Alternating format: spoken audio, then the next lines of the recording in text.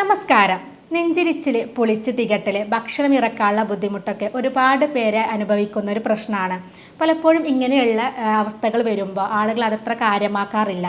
എന്നാൽ നമ്മുടെ അന്നനാളത്തിലുണ്ടാകുന്ന ക്യാൻസർ അഥവാ ഈസോഫാഗൽ ക്യാൻസറിലേക്ക് നയിക്കുന്ന രോഗങ്ങളാണിവ.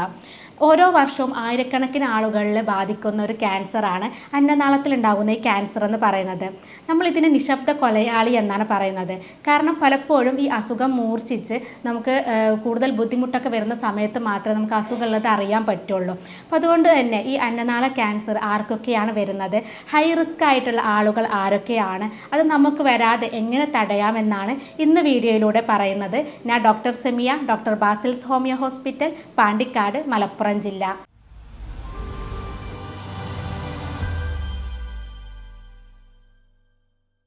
നമുക്കറിയാം, നമ്മുടെ തൊണ്ടയുടെ ഭാഗത്ത് നിന്ന് നമ്മുടെ ആമാശയത്തിലേക്ക് നീണ്ടു കിടക്കുന്ന ഭാഗമാണ് അന്നനാളം എന്ന് പറയുന്നത്.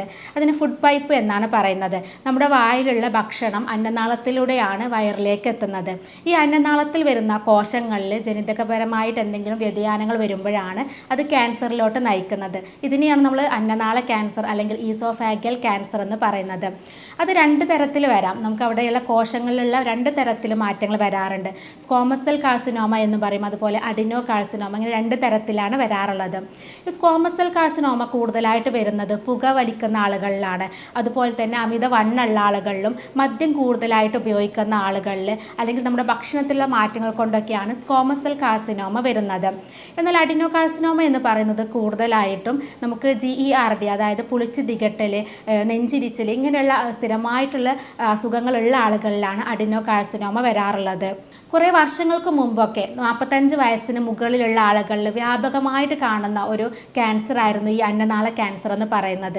എന്നാൽ ഈ ഒരു 10 വർഷത്തിനിടയിൽ ഇന്ത്യയിൽ അന്നനാള ക്യാൻസർ കൂടുതലായിട്ട് കണ്ടുവരുന്നത്, കൂടുതലായിട്ടും വരുന്നത് യുവാക്കളിലാണ്. ഒരു 28-29 വയസ്സ് പ്രായമുള്ള യുവാക്കളിലാണ് കൂടുതലായിട്ടും ഈ അന്നനാള ക്യാൻസർ വരുന്നത്.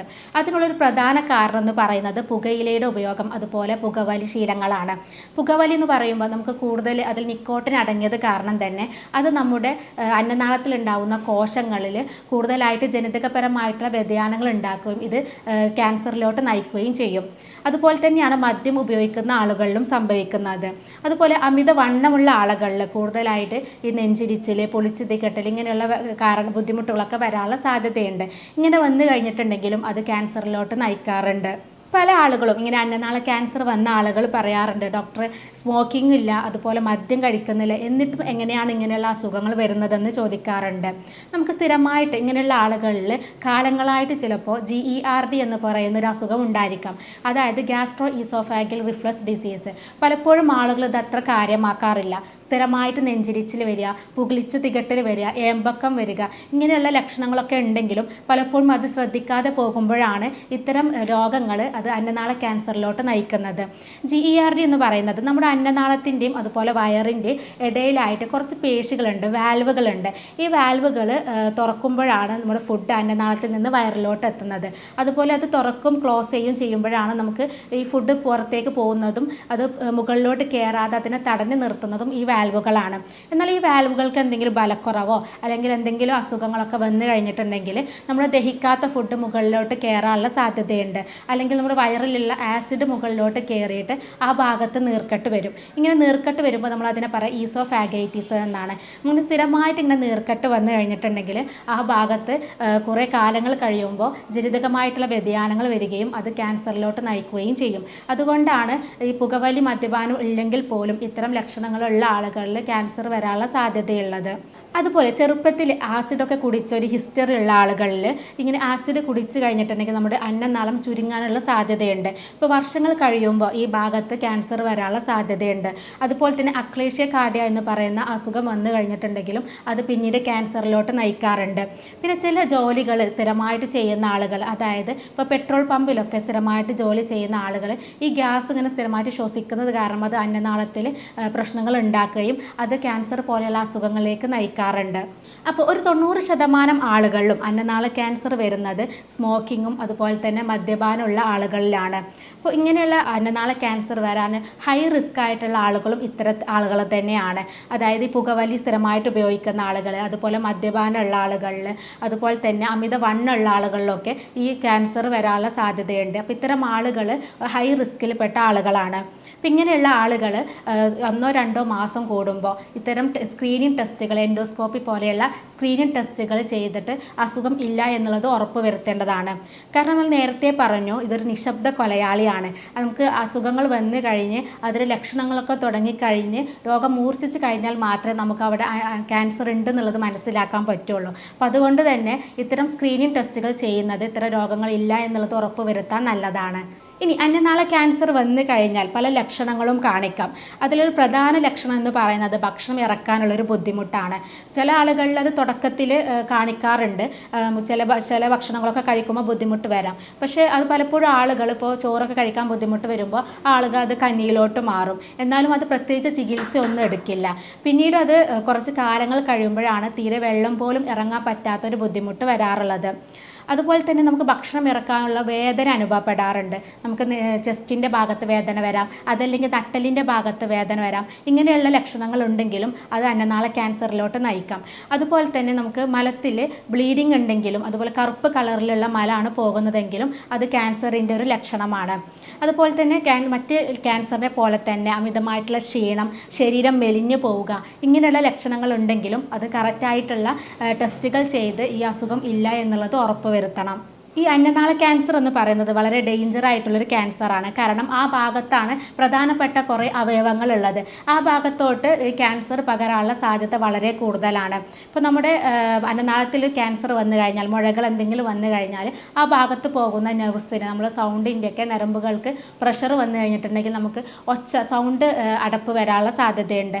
അതുപോലെ തന്നെ സ്ഥിരമായിട്ട് നമുക്ക് എത്ര ട്രീറ്റ്മെൻറ്റ് എടുത്തിട്ടും ചുമയൊന്നും മാറുന്നില്ലെങ്കിൽ അത് ചിലപ്പോൾ ഇതുപോലെയുള്ള ക്യാൻസറിൻ്റെ ലക്ഷണങ്ങളായിരിക്കാം. അതുപോലെ ദീർഘകാലം നീണ്ടു നിൽക്കുന്ന ദഹന പ്രശ്നങ്ങൾ, നെഞ്ചിരിച്ചിൽ, പുളിച്ച് തികട്ടൽ, വയറിന് എരിച്ചിൽ, നെഞ്ചിരിച്ചിൽ, ഇങ്ങനെയുള്ള ബുദ്ധിമുട്ടുകൾ സ്ഥിരമായിട്ടുള്ള ആളുകളാണെങ്കിൽ പ്രത്യേകിച്ച് ട്രീറ്റ്മെൻ്റ് ഒക്കെ എടുത്തിട്ടും കറക്റ്റായിട്ട് ചികിത്സ എടുത്തിട്ടും ഇത് ക്ലിയർ ആവുന്നില്ലെങ്കിൽ തീർച്ചയായിട്ടും ഒരു എൻഡോസ്കോപ്പി എടുത്തിട്ട് അത് അസുഖം ഇല്ല എന്നുള്ളത് ഉറപ്പ് വരുത്തണം. ഇനി അന്നനാള ക്യാൻസർ വരാതിരിക്കാൻ വേണ്ടിയിട്ട് ശ്രദ്ധിക്കാനുള്ള കുറച്ച് കാര്യങ്ങൾ പറഞ്ഞു തരാം. ഇപ്പോൾ നേരത്തെ പറഞ്ഞു, നമ്മൾ കുറച്ച് ആളുകൾ ഹൈ റിസ്കിലുള്ള ആളുകളാണ്. അപ്പോൾ അതായത് പുകവലി ശീലമുള്ള ആളുകൾ, സ്ഥിരമായിട്ട് പുകവലിക്കുന്ന ആളുകൾ, ഇത് വരാനുള്ള സാധ്യത വളരെ കൂടുതലാണ്. അപ്പോൾ അത്തരം ആളുകൾ പുകവലി പൂർണ്ണമായിട്ട് തന്നെ നിർത്തുക. ഇങ്ങനെ പൂർണ്ണമായിട്ട് നിർത്തി കഴിഞ്ഞാൽ തന്നെ 50% അതിന് റിസ്ക് കുറഞ്ഞു വരും. അതുപോലെ തന്നെ മദ്യപാന ശീലമുള്ള ആളുകളാണെങ്കിൽ അത് പൂർണ്ണമായിട്ട് തന്നെ ഒഴിവാക്കുക. പിന്നെ ഇത്തരം ജോലിയൊക്കെ ചെയ്യുന്ന, അതായത് ഈ പെട്രോൾ പമ്പിലൊക്കെ നിൽക്കുന്ന ആളുകൾ, അല്ലെങ്കിൽ കൂടുതൽ കെമിക്കൽസ് ഒക്കെ ഉണ്ടാക്കുന്ന ഫാക്ടറിയിലൊക്കെ ജോലി ചെയ്യുന്ന ആളുകളാണെങ്കിൽ 1-2 മാസം കൂടുമ്പോൾ സ്ഥിരമായിട്ട് അതിൻ്റെ സ്ക്രീനിങ് ടെസ്റ്റുകൾ കറക്റ്റായിട്ട് തന്നെ എടുക്കുക. അതുപോലെ സ്ഥിരമായിട്ട് GERD എന്ന അസുഖം, അതായത് ഗ്യാസ്ട്രോ ഈസോഫാഗൽ റിഫ്ലക്സ് ഡിസീസ് ഉള്ള ആളുകളാണെങ്കിൽ ആ ഭാഗത്ത് നമുക്ക് നെഞ്ചിരിച്ചിലും അതുപോലെ നീർക്കെട്ടൊക്കെ വരാനുള്ള സാധ്യതയുണ്ട്. അപ്പോൾ അതുകൊണ്ട് തന്നെ അങ്ങനെയുള്ള ആളുകൾ എൻഡോസ്കോപ്പി എടുത്തിട്ട് എന്താണ് അസുഖം എന്നുള്ളത് ഡയഗ്നോസ് ചെയ്യുക. ഇനി ആ ഭാഗത്ത് എന്തെങ്കിലും തടിപ്പോ കാര്യങ്ങളൊക്കെ ഉണ്ടെങ്കിൽ അത് ബയോപ്സി ചെയ്ത് അത് അന്നനാള ക്യാൻസർ അല്ല എന്നുള്ളത് ഉറപ്പ് വരുത്തണം. അതുപോലെ നമ്മൾ വീട്ടിൽ തന്നെ ഉണ്ടാക്കുന്ന പച്ചക്കറികൾ ഉപയോഗിക്കുന്നതാണ് ഏറ്റവും നല്ലത്. നമ്മൾ ജൈവവളം ഉപയോഗിച്ചിട്ടുള്ള പച്ചക്കറികൾ കഴിക്കുന്നത് നമുക്ക് റിസ്ക് കുറക്കാൻ വേണ്ടിയിട്ട് സഹായിക്കും. അപ്പോൾ ഇത്തരം കാര്യങ്ങളൊക്കെ ശ്രദ്ധിച്ചു കഴിഞ്ഞാൽ അന്നനാള ക്യാൻസർ വരാതിരിക്കാൻ വേണ്ടിയിട്ട് നമുക്ക് ശ്രദ്ധിക്കാം. അതുപോലെ നെഞ്ചിരിച്ചിൽ, പുളിച്ച് തികട്ടൽ, ഇങ്ങനെയുള്ള ലക്ഷണങ്ങളൊക്കെ സ്ഥിരമായിട്ട് വരുന്നുണ്ടെങ്കിൽ തീർച്ചയായിട്ടും ഡോക്ടറെ കാണിച്ച് കറക്റ്റായിട്ടുള്ള ചികിത്സ എടുക്കുക. ഇനി ചികിത്സയിലേക്ക് വരികയാണെങ്കിൽ നമ്മൾ നേരത്തെ പറഞ്ഞു ഗ്യാസ്ട്രോ ഈസോഫാഗൽ ഡിസീസ്, അതായത് പുളിച്ച് തികട്ടുക, ഇങ്ങനെയുള്ള ബുദ്ധിമുട്ടുകളൊക്കെ ഉള്ള ആളുകളാണെങ്കിൽ, ആസിഡ് റിഫ്ലക്സ് ഒക്കെ ഉള്ള ആളുകളാണെങ്കിൽ അത് കാലത്തിൽ ഫലപ്രദമായിട്ടുള്ള ചികിത്സ ലഭ്യമാണ്. നമ്മളിവിടെ ചെയ്യുന്നത് രോഗിയുടെ ശാരീരികവും മാനസികവുമായിട്ടുള്ള കാര്യങ്ങൾ പഠിച്ച് യൂറോപ്യൻ നിർമ്മിത സോഫ്റ്റ്വെയർ ഉപയോഗിച്ചാണ് കറക്റ്റായിട്ട് ചികിത്സ കൊടുക്കുന്നത്. അപ്പോൾ അതുകൊണ്ട് തന്നെ ഇത്തരം രോഗങ്ങൾ, GERD പോലെയുള്ള രോഗങ്ങളൊക്കെ നമുക്ക് പൂർണ്ണമായിട്ട് തന്നെ മാറ്റിയെടുക്കാൻ പറ്റും. അപ്പോൾ അത്തരം രോഗങ്ങളുള്ള ആളുകൾ, സ്ഥിരമായിട്ടുള്ള ആളുകളാണെങ്കിൽ അത് കറക്റ്റായിട്ട് ഇങ്ങനെ ചികിത്സ എടുത്ത് മാറ്റിയെടുക്കുക. എന്നാൽ അത് പിന്നീട് അന്നനാള ക്യാൻസർ പോലെയുള്ള ഡേഞ്ചർ ആയിട്ടുള്ള അസുഖങ്ങളിലേക്ക് ഇത് പോകില്ല. അപ്പോൾ ഇതുമായി ബന്ധപ്പെട്ട എന്തെങ്കിലും സംശയങ്ങളോ എന്തെങ്കിലും ഉണ്ടെങ്കിൽ താഴെ കാണുന്ന നമ്പറിൽ ബന്ധപ്പെടാവുന്നതാണ്. സ്നേഹത്തോടെ doctor Semiya, doctor Basil's homeo hospital, Pandikkad, Malappuram ജില്ല.